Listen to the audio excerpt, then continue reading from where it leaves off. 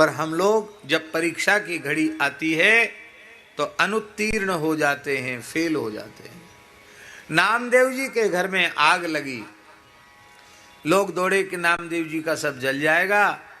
नामदेव जी लोगों के हाथ से छीन छीन करके सामान अग्नि में डालने लगे।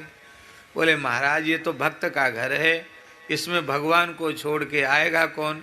चाहे आग बन के आओ, चाहे पानी बन के आओ, बताओ किसी के घर में आग लग जाए, वो सामान्य व्यक्ति हो और कुछ उसका दूसरा कोई ठौर ठिकाना हो नहीं, और घर में आग लग जाए तो उसे कितना भय होगा। नामदेव जी महाराज ने बची कुची सामग्री लोगों के हाथ से भी छीन कर अग्नि में डाल दी। गांव के लोगों ने पंचायत की, बोले समाज ने जो कुछ किया था सहयोग, उस पर भी इन्होंने पानी फेर दिया। अब पंचायत कर लो, एक स्वर से फैसला कर लो कि अब ये कहेगा कि हमारा सहयोग करके घर बनवा दो, हमारा छप्पर छपवा दो, छान छपवा दो, इसको सहायता भी नहीं करना, कुछ मांगे तो इसको देना नहीं, रस्सी बांस फूस कुछ भी, एक फूस का तिनका भी इसको नहीं देना, खाने के लिए इसको अन्न का एक कण भी हम लोग नहीं देंगे। देखते हैं बड़ा भारी भगत बनता है। और नामदेव जी आनंद से खुले आकाश में बैठ करके भजन कर रहे हैं। तो ठाकुर, अब देखो आग लगना भी प्रभु का मंगलमय विधान है। ये बात श्री नामदेव जी ने जब स्वीकार की तो साक्षात श्री पंढरीनाथ भगवान रुक्मिणी जी के सहित पधारे और नामदेव जी से बोले कि नामदेव जी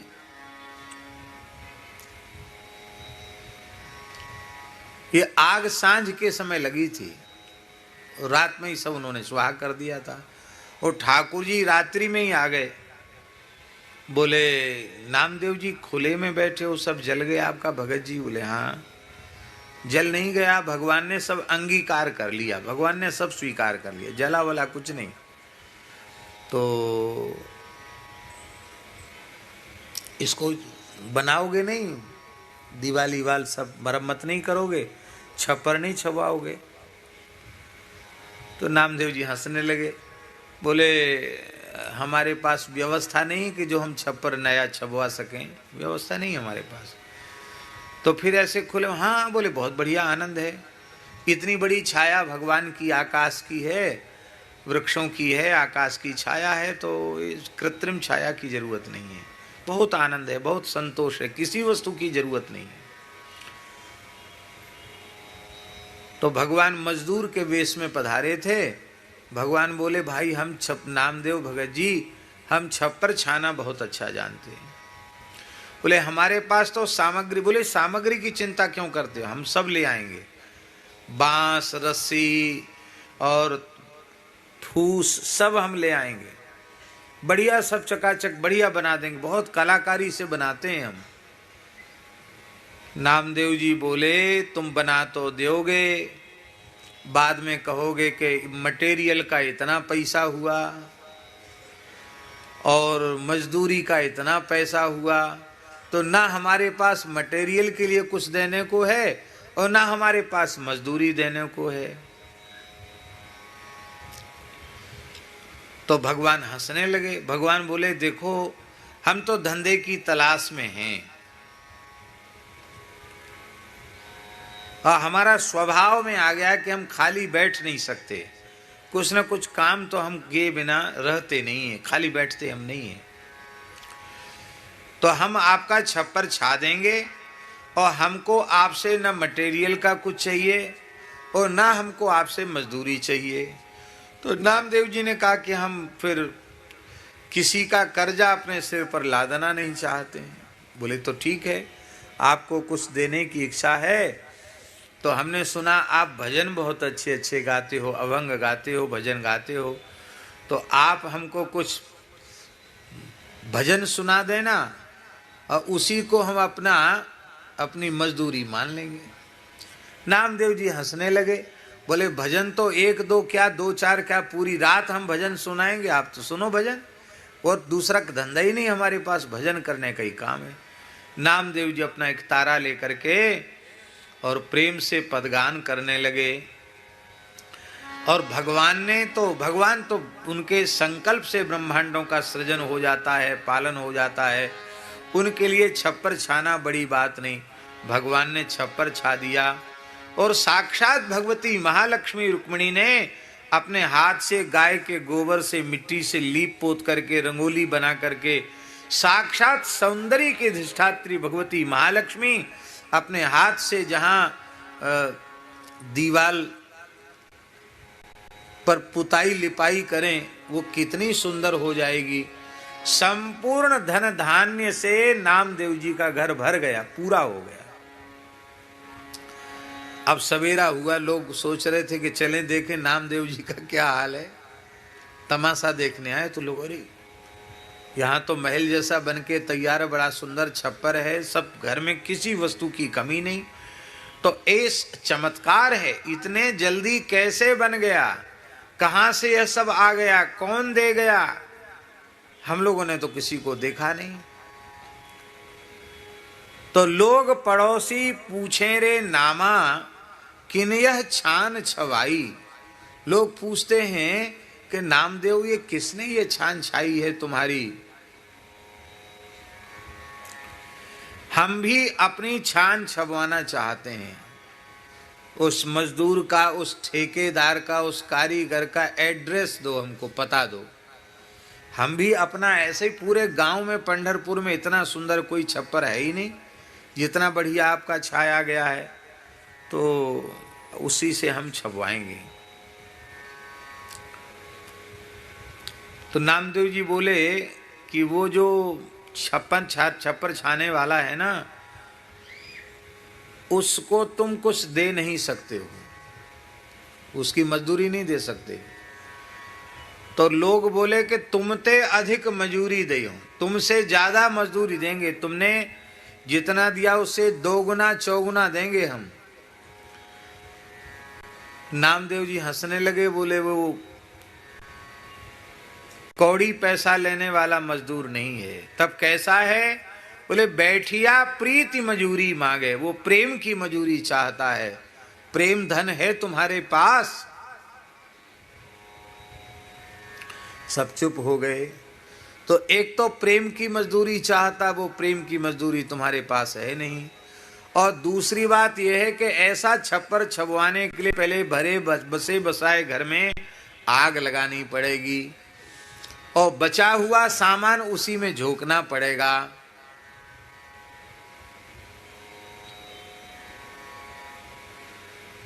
अब भैया आग लगाने के लिए कौन तैयार हो? तब सब नामदेव जी के चरणों में पड़ गए।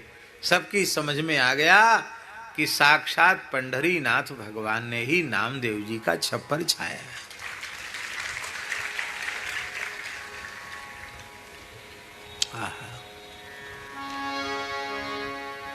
ये है भक्त का स्वरूप। जब भगवान के सब विधान मंगलमय हैं, तो हमारे जीवन में कोई संकट आया, कोई विपत्ति आई, तो वह अमंगलमयी कैसे हो सकती है? वो ही मंगलमयी है। हमने तो अपने बाल्यकाल से लेकर अब तक के जीवन में जो अनुभव किया है, उसके आधार पर हम कह सकते हैं कि जो जो विपरीत परिस्थितियां हमारे जीवन में आईं, एक समय उनको देखकर मनुष्य का स्वभाव है तो थोड़ी विक्षेप तो हुआ, लेकिन बाद में समझ में आया कि यह भी प्रभु का मंगलमय विधान ही था और इसी में हमारा परम मंगल छिपा हुआ था। बोलो भक्तवत्सल भगवान की जय। तो जब भगवान के सब विधान मंगलमय हैं, तो डर भय संकोच की क्या आवश्यकता है? इसलिए बालकों में बिल्कुल भी भय नहीं है, सब प्रसन्न हैं। जब तक बालक चारों ओर से घेर कर देखते रहे, तब तक वह कुछ नहीं बोला।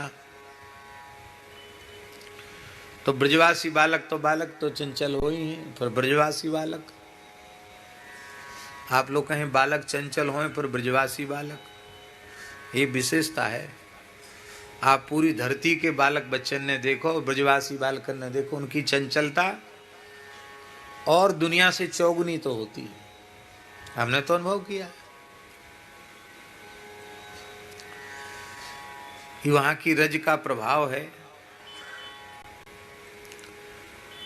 ऐसा पट्ट सा जवाब देंगे छोटे छोटे बालक भी कि आप निरुत्तर हो जाएंगे, चाहे जितने पढ़े लिखे हों। ये ठाकुर जी की कछु विशेष कृपा करुणा है।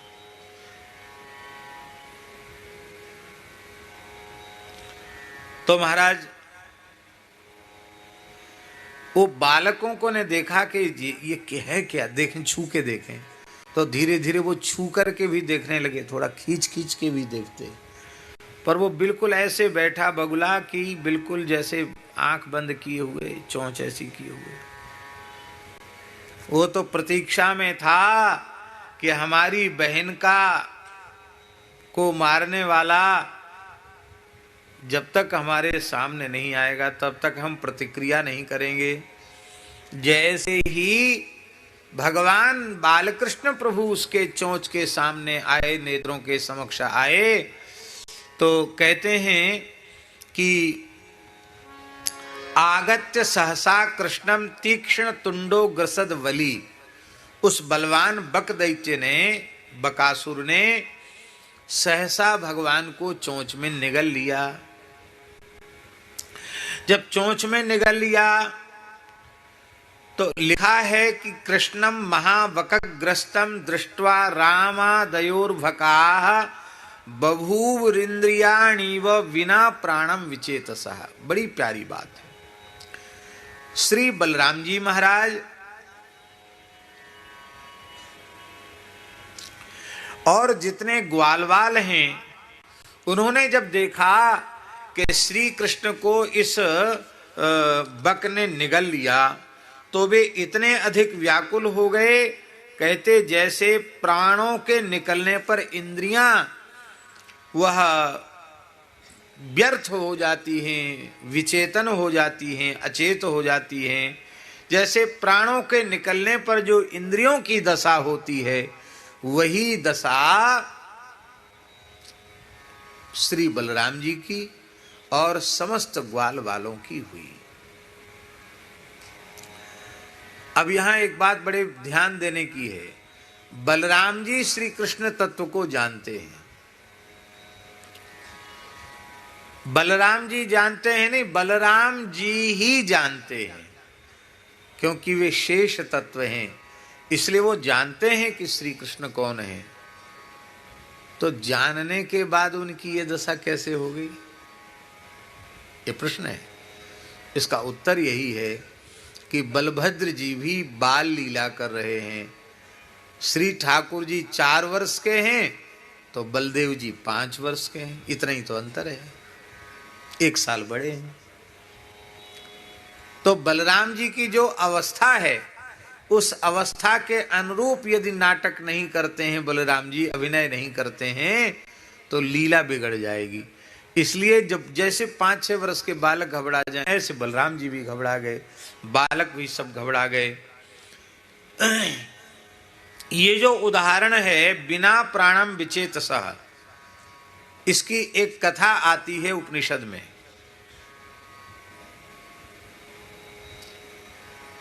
उपनिषद में इसकी एक कथा आती है कि एक बार इंद्रियों का झगड़ा हो गया। कितनी इंद्रियां हैं? 10। पंच ज्ञानेंद्रिय और पंच कर्मेंद्रिय, 10 का कलह हो गया, भारी झगड़ा हुआ 10 का।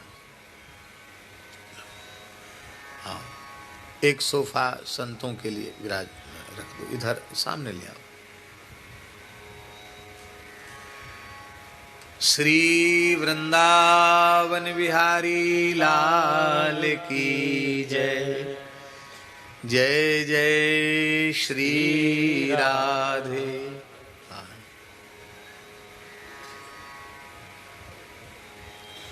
यहां विराजी स्वामी जी, यहां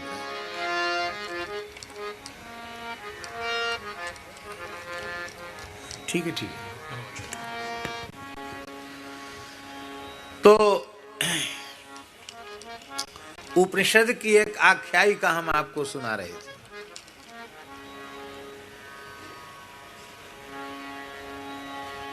पंच ज्ञानेंद्रिय और पंच कर्मेंद्रिय का कलह हो गया, झगड़ा हो गया। झगड़ा किस बात का था? संसार में झगड़ा होता ही किस बात का है, पहले ये बताओ। झगड़ा होता है बड़ा बनने का। सबसे छोटे बने रहो तो कोई झगड़ा नहीं है, बट जितना बड़े बनोगे उतना झगड़े में पड़ोगे। तो वो 10 इंद्रियां झगड़ रही थी, कहती नहीं नहीं तुम तो हमारे सामने क्या हो, कुछ नहीं, तुम तो हमारे नौकर चाकर हो, हम ही बड़ी हैं, हम ही बड़े हैं, हम ही बड़ी हैं।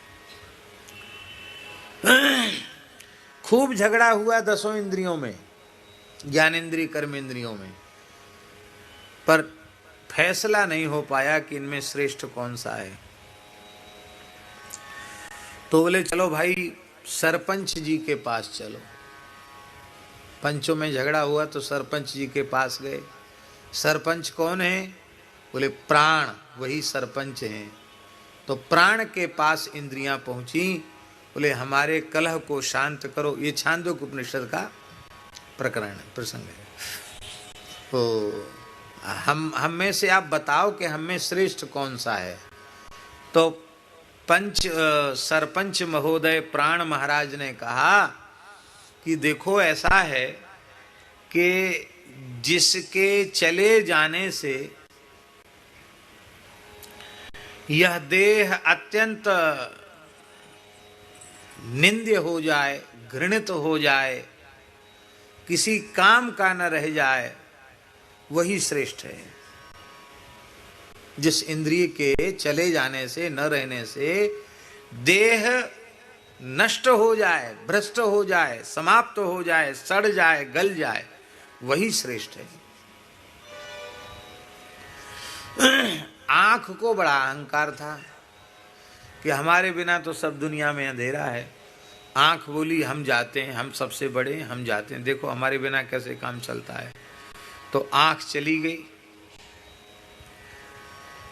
जन्मांध लोग क्या खाते पीते सोते जगते नहीं है क्या? खूब पुष्ट होते हैं, खूब मस्त होते हैं, तंदुरुस्त होते हैं। साल भर घूम के आई आंख, उसको देखा, पता चला कि तो और मोटा हो गया, इसका तो कुछ नहीं बिगड़ा, खूब चमक रहा है। श्रवणेन्द्रिय बोली कि हमारे बिना तो संसार का कोई मधुर संगीत सुन नहीं सकता। अरे किसी की बात समझ में नहीं आती है, सुनाई नहीं पड़ेगा तो समझेगा क्या? तो श्रवणेन्द्रिय भी चली गई, पर उसके जाने से भी कोई काम बिगड़ा नहीं, क्योंकि बहरे भी अपना काम चलाते हैं। वाक इंद्रिय बोली कि हमारे बिना तो व्यक्ति किसी काम का नहीं, वाणी से ही व्यक्तित्व की परख होती है। तो हम चले जाते हैं, वाणी चली गई, गूंगे व्यक्ति भी अपना निर्वाह कर लेते हैं। एक एक करके कहने का प्रयोजन यह है कि सभी इंद्रियां गईं पर शरीर का कुछ नहीं बिगड़ा। अंधे लंगड़े लूले टोटे बहरे सब अपना काम चला लेते हैं, फिर भी कुछ नहीं बिगड़ा। इसलिए सब इंद्रियां आकर अपने अपने स्थान पर डट गई। अब उनका झगड़ा खत्म हो गया। क्यों? सबकी समझ में आ गया कि हमारे रहने से या हमारे ना रहने से इस व्यक्ति का कुछ बिगड़ता बनता नहीं है। तो अच्छी बात है, न रहे तो इसका कुछ बिगड़ेगा नहीं। तो प्राण ने कहा कि भाई देखो तुम्हारा झगड़ा तो अभी फैसला हुआ नहीं, तुम पंचायत लेकर आई थी कि हम में श्रेष्ठ कौन है, तो ये तो तुम्हारी समझ में आ गया कि हम 10 में कोई भी श्रेष्ठ नहीं है, तो अब हमारी श्रेष्ठता स्वीकार कर लो। तो 10 के 10 वैसे तो झगड़ रहे थे आपस में, पर जब प्राण ने कहा कि हमको हमारा ही महत्व स्वीकार कर लो, 10 वाह तुम्हारा क्यों महत्व स्वीकार करें, तुम क्या हो हमारे सामने। आजकल बहुमत का जमाना है, वोटिंग होती है, जिसके पक्ष में जिसको बहुमत मिलता है वही विजयी होता है। प्राण ने कहा कि हमें तुम्हारे वोट की जरूरत नहीं है और तुमसे श्रेष्ठता का प्रमाण पत्र लेने की भी आवश्यकता नहीं है।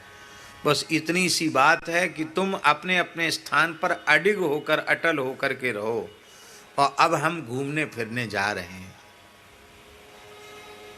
तुम लोग रहो आँख भी रहे, कान भी रहे, नाक भी रहे, जीभ भी रहे, हाथ भी रहे, पाँव भी रहे, सब इंद्रियां रही हमें। अब हम जा रहे हैं तो इंद्रियां बोले जाओ जाओ घूम फिर आओ। हम घूम फिर आए, तुम घूम फिर आओ। जैसे ही प्राण का उत्क्रमण हुआ, छांदोग्य में लिखा है, प्राण का उत्क्रमण होते ही इंद्रियों की क्या दशा हुई। उपनिषद में लिखा है कि जैसे कोई बहुत बलशाली चंचल अश्व हो और उसका पैर छोटी छोटी 10 खूंटियों से, कच्चे धागे से उसका पैर बंधा हो और अकस्मात उसे कोई कशाघात करे, चाबुक का प्रहार करे, तो उस चंचल अश्व के उछलने में और उन खूंटियों को उखड़ने में, उन कच्चे धागों को टूटने में कितना समय लगेगा। उतना समय भी नहीं लगा तो आंख नाक कान सब ने अपना काम करना बंद कर दिया। प्राण जैसे ही उत्क्रमण शुरू हुए कि सब ने अपना काम करना बंद कर दिया। अब सब इंद्रियां चिल्लाएं, त्वन्न श्रेष्ठा, त्वन्न श्रेष्ठा, त्वन्न श्रेष्ठा। हे प्राण देव, आप ही हम सब में श्रेष्ठ हैं, आप ही हम सब में श्रेष्ठ हैं। तो जैसे प्राण के बिना इंद्रियों का होना न होना किसी महत्व का नहीं है। देखो, शरीर से प्राण निकल जाते हैं तो शरीर तो सामने विद्यमान रहता है। किसी किसी की मरते समय आंख भी खुली रहती है, पर आंख खुली रहती पर आंख देखती नहीं है। कान रहते हैं पर सुनता नहीं, कुछ नहीं करता, ना हाथ पैर हिलाता, पड़ा तो पड़ा। ठंड के मौसम में किसी को बाहर डाल दो तो चिल्लाएगा, और मुर्दे को तुम हिमालय में जाके धर आओ, न रोएगा न चिल्लाए। मुर्दा तो मुर्दा है, क्या है। जीवित मनुष्य को अग्नि का एक चिंगारी लग जाए तो चिल्लाता है कि हाय जल गए, और मुर्दा को तो निष्प्राण देह को चिता में रख दिया जाता है, कहाँ कुछ होता है।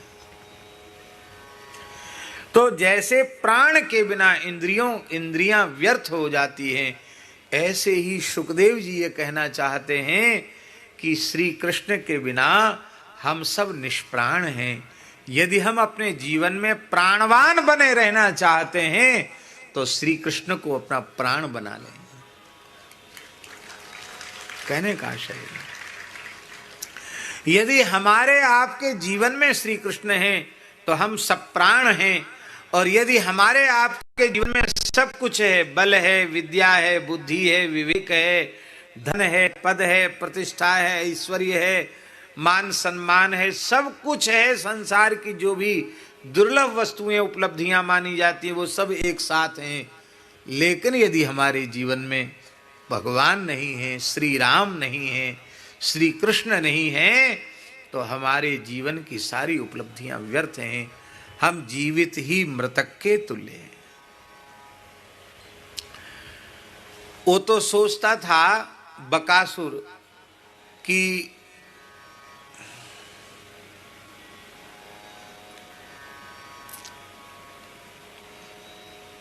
हम तो सीधे निगल जाएंगे, गुटक जाएंगे, इसको निगल जाएंगे, और ये तो बड़ा सुकोमल बालक है। लेकिन उसने जैसे ही अपने चोंच में रखा भगवान को, तो उसको लगा कि कोई प्रज्वलित लोहे का पिंड है। तम ताल मूलम प्रदहंत मग्निवत, जैसे भीतर किसी ने भयंकर आग लगा दी हो। गोपाल सूनम पितरम जगत गुरोह, वस्तुतः जगत गुरोह पितरम, जगत गुरु ब्रह्मा जी के भी जो पिता हैं, उन जगत पितामह ब्रह्मा के भी जो पिता हैं, उन श्री कृष्ण को सामान्य 4 वर्ष का बालक मान रहा था। वह मूर्ख दैत्य असुर जब उसका तालू जलने लग गया तो चच्छर्द सद्यो तिरुषाक्षतम वकस्तुंडेन हंतुम पुनरभ्य पद्यत, और जब उसने देखा कि हमारा तालू जल ही जाएगा तो उगल दिया। जैसे कभी कभी धोखे से आलू मुंह में चला जाए, साबुत छोटा आलू हो, ऊपर का भाग तो थोड़ा ठंडा हो गया हो और भीतर भयंकर गर्म हो, तो फिर कैसा लगता, निगलते बनता ना उगलते बनता, और उतने में ही मुंह में छाला आ जाता है। कभी कभी ऐसा होता है, धोखे में गर्म चीज चली जाती है। और चम्मच से खाने वालों का मुंह जरूर जलता है। हाँ, चम्मच से खाने वाले जो लोग हैं वो हाथ से तो छूते नहीं, क्योंकि हाथ बढ़िया से धोते नहीं है, इसलिए उनको औजार का सहारा लेकर के खाना पड़ता है। तो चम्मच से खाने वाले लोग प्रायः उनका मुंह जलता ही है, तालू जलता ही है। भगवान ने इसलिए इतनी बढ़िया चम्मच दी है उंगलियां, इनसे प्रेम से खाओ तो पता चले कितना ठंडा है, कितना गर्म है, और कितना मुख में लेना चाहिए, वो सब पता चलेगा। लेकिन अब ऐसा अभ्यास हो गया लोगों को कि पहले, बहुत पुरानी बात हम नहीं बता रहे हैं, 20-25 वर्ष पहले तक भी संतों की पंगत में चम्मच नहीं फेरी जाती थी। 20-25 साल पहले संतों की पंगत में, विरक्तों की पंगत में, साधु सन्यासियों की पंगत में चम्मच नहीं फेरी जाती थी। और चम्मच मांगने वाले को लोग खड़िया समझते, हे खड़िया, उसको बढ़िया नहीं समझते थे। अब तो महाराज लाओ चम्मच लाओ।